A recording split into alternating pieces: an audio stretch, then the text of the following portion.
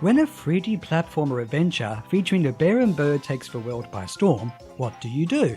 Make a sequel, and somehow make it bigger and better. Well, at least try to anyway, and stick to a if it ain't broke, don't fix it approach. The fact that Banjo-Tooie is a great follow-up to its predecessor is quite an accomplishment in the games industry. It is quite possibly one of the greatest sequels ever made. The story of Banjo-Tooie takes place 2 years after the bear and bird duo thwarted Gruntilda the witch's evil plan of beautifying herself. But she's not out of the picture completely, as her 2 sisters Mingyala and Blobelda remove the boulder that's trapping her. Her 2 years of being trapped has reduced her to a skeleton and made her hell-bent on revenge. She destroys Banjo's house, and the mole bottles in the process, and plans to steal the life force from the Isle of Hags to restore her proper form. Okay, so Banjo and Kazooie just had to stop the witch again. It is just the same old game again, right? Well, yes and no. First of all, Banjo-Tooie's gameplay is similar to its predecessor. Explore 3-dimensional worlds, utilize a variety of moves, and collect items, most notably jigsaw puzzles or jiggies, to progress. The duo can use essentially all the moves they learned in the previous game, including jumping, attacking, swimming, flying, and more. The graphics, sound, and even controls and camera are very similar, which is fine given how good they were previously.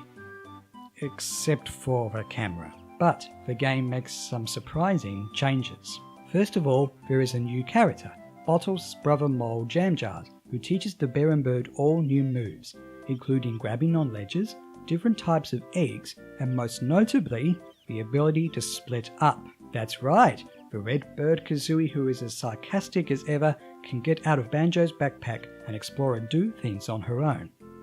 And the same thing applies to the bear Banjo.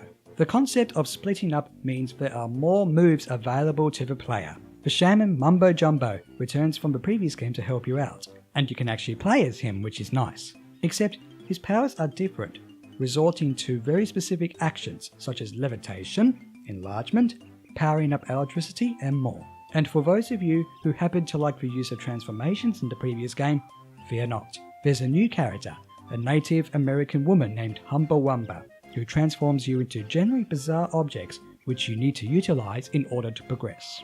In saying all of this, it goes without saying that the variety of worlds, which include an amusement park, a prehistoric world and more, are bigger than they were previously. In some cases a lot bigger and easier to get lost in.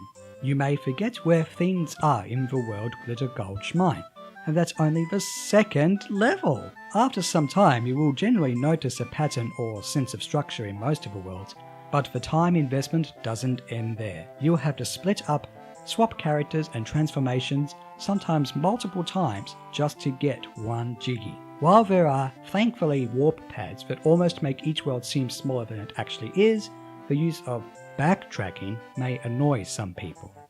But only some. For those of you who want to take your time and explore everything, you may be in for a treat. A number of the challenges are actually quite fun and rewarding, consisting of puzzles, minigames, and boss fights. There is more of a focus on these elements that the previous game almost never had. Many of the minigames are actually quite fun, including a dodgems game, target shooting, kickball matches, and more. The boss fights are fun also, but a large portion of them are lacking in challenge. With all of this being said, Banjo-Tooie is a more challenging game, but thankfully not by a large margin. There are first-person shooter sections, which thankfully feature eggs instead of bullets and no blood, which are generally nothing more than potentially stressful mazes. Plus there are a series of button-mashing races against a strange character that resembles a canary, that are not really worth your time. Despite such moments, the challenge is generally fair and is also there for those of you who thought the first game was a bit too easy. There is also a multiplayer mode where you can replay minigames, first-person shooter sections and more with other people, which, while fun, is only good for a quick thrill. Another contrast to the first game has to be noted, and that is the game's tone. While the game's aesthetics and premise do seem almost too identical, you will notice from the moment Gruntilda destroys Banjo's house that darkness is the key word here. The colour palette is less, well, colourful, featuring more muted colours. The game is still very pleasing on the eye. However, The quality graphics, combined with the size of the levels and action that happens in them, can reduce the frame rate and slow down the game a lot. The game is still very playable, but people who are older than my childhood self will notice this technical aspect, which is fixed in the Xbox 360 version. The music is also somewhat different, with less of an emphasis on charm and whimsy. The music is still very well done and complements each world. With the amount of time you can invest in the game, you may find yourself humming the music a lot. Again, the music changes slightly in the world depending on where you are, and the transitions somehow seem more seamless due to the increased memory space there was to work with. Banjo-Tooie is certainly the result of trying to make 3D platformer adventures bigger and better, and for the most part, the developers at Rareware succeeded. The game is an improvement on the first game in many ways, and it is in the small details. The frustrating recollecting of items should you die is gone. You actually put together the jigsaw puzzles instead of standing on a panel and pressing a button.